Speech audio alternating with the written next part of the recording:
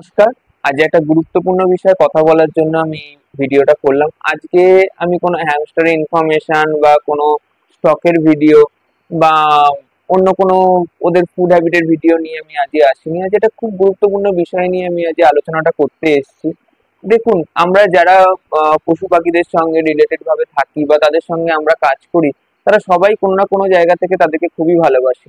আমি তো প্রচন্ডভাবে ভালোবাসি এবং এদের জন্য আমার প্রচন্ডটা সফট কর্নার আছে।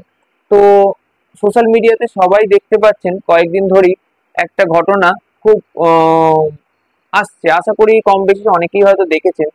ঝাড়গ্রামে একটি গর্ভবতী হাতিকে আগুনের রড দিয়ে মেরে মেরে ফেলা হয় এবং তার সঙ্গে বাচ্চাটাও মারা যায়। এবং কয়েক বছর আগে যদি সবার কেউ ভুলে না গিয়ে থাকে ব্যাপারটা, তামিলনাড়ু বা কেরালার দিকে একটা ঘটনা হয়েছিল। একটা গর্ভবতী হাতিকে খাবারের মধ্যে আহ মানে বাজি জাতীয় কিছু, মানে বোমা জাতীয় কোনো জিনিস দিয়ে খাইয়ে দেওয়া হয়েছিল। তো তাতে সেটা তার পেটে গিয়ে তো নর্মালি ভাবে সেটা রিয়াকশন দেয় এবং সে মারা যায়।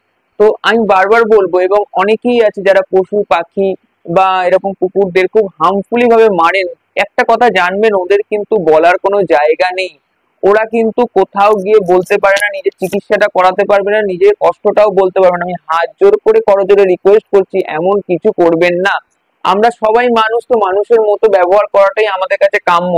অমানুষের মতো ব্যবহার করবেন না, সেটা মানুষ কিংবা পশু, যার সঙ্গেই করুন না কেন। এটা কিন্তু খুবই অমানবিক। আপনার যদি সত্যি কোনো অসুবিধা হয় তাহলে তাকে তাড়িয়ে দেবেন, একটু ভয় দেখাতে পারেন, তা বলে আপনার কোনো অধিকার নেই একটা পশুকে প্রাণে মেরে দেওয়ার। ওরাও কিন্তু বাঁচার অধিকার সমানভাবে আছে। আর একটা কথা আমরা মানুষ হয়ে ভুলে যাই, এই এই পৃথিবীতে আমরা কিন্তু মানুষ হলাম শ্রেষ্ঠ জীব, কিন্তু আমরা আজকে আমাদের কর্মদোষে মানুষের কাছে কিন্তু লজ্জার কারণ। দয়া করে আমি করজোরে নিবেদন করছি সবাইয়ের কাছে, এমন কিছু কাজ করবেন না যে মানব জাতির লজ্জার কারণ আমরাই হয়ে দাঁড়াই।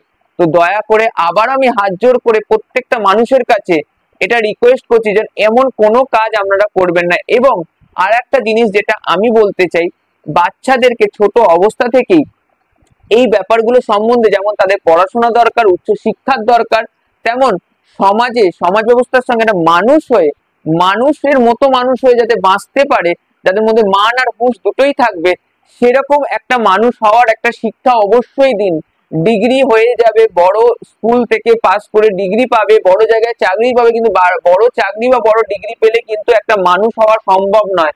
দয়া করে বলবো, ছোট থেকে বাচ্চাদের মধ্যে সেই মানবিকতাটা আনুন এবং মানবিকতাটা বোঝান যে পশু পাখি এবং মানুষ কারোর ওপরেই আপনি শক্তিশালী বলে তার উপর কোনোভাবে অত্যাচার, কোনোভাবে দমন, কোনোভাবে নির্যাতন করতে পারেন না।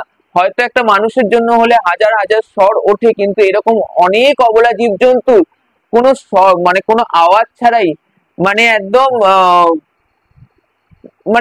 বলার মতোই না, খুব নির্মম মৃত্যু হয়ে যায়, যেটা আমরা জানতেও পারি না। কত এরকম প্রাণ অন্ধকারে ভেসে যায় যেটা আমরা জানতেও পারি না। দয়া করে বলবো, এরকম কিচ্ছু করবেন না। আমরা মানুষ, আমরা অনেক উন্নত একটা প্রজাতি।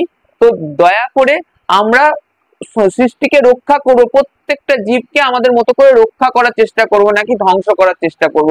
আবারও বারবার বলছি, সেটা কুকুর হোক, বিড়াল হোক, বা যে কোনো পশু পাখির জন্য হোক, আপনারা এমন কিছু করবেন না যার ফলে তাদের বাঁচাটা মৃত্যুর দিকে চলে যায়। দয়া করে আমার এই কথাটা, আশা করি আজকে আমার চ্যানেলে হয়তো খুব কম লোক দেখেন, আমি চাই যে এই কথাটা যদি 10 জনের কাছে এই মেসেজটা যায়, তারা যদি এই ব্যাপারটা নিয়ে ভাবে, আরো 10 জনের কাছে এই মেসেজটা তারা যদি পৌঁছায়, তাহলে কিন্তু এই জিনিসটা অনেকটাই আমাদের প্রত্যেকটা মানুষের দায়িত্ব, এই পৃথিবীতে প্রত্যেকটা জীবের সুরক্ষা দেখে রাখা। সেই জন্য দয়া করে, ওরা কিন্তু আমাদের কোনো ক্ষতি করার চেষ্টা করে না বা ক্ষতি করেও না, তা আমরাও ওদের ক্ষতি করব না। আশা করি এই আমাদের ধরুন পশ্চিমবঙ্গে বা যে কোনো জায়গায় মানুষের জন্য অনেক আইন আছে, মানুষের মৃত্যু হলে অনেক কিছু প্রতিবাদ হবে, হয়, বা ধরুন তাদের জন্য শাস্তিও নির্ধারণ করা আছে, কিন্তু এত এত পশুদের কত নিরীহভাবে, নির্মম ভাবে মৃত্যু হচ্ছে, যাদের কোনোভাবেই এরপরে যদি এইভাবেই চলতে থাকে, তাহলে কিন্তু খুব মানে সেই দিন খুব দূরে নয় যেদিন এই পৃথিবীর খুব খারাপ দিন আসবে। তো আমি এইটুকুনি বলেই ভিডিওটা শেষ করবো। আশা করি আমার প্রত্যেকটা কথা আপনারা বুঝবেন এবং এইভাবেই সবাইকে বলবেন যাতে এই জিনিসটা না হয়, এবং আমরা সবাই যাতে এই জিনিসটা খেয়াল রাখতে পারি। ধন্যবাদ।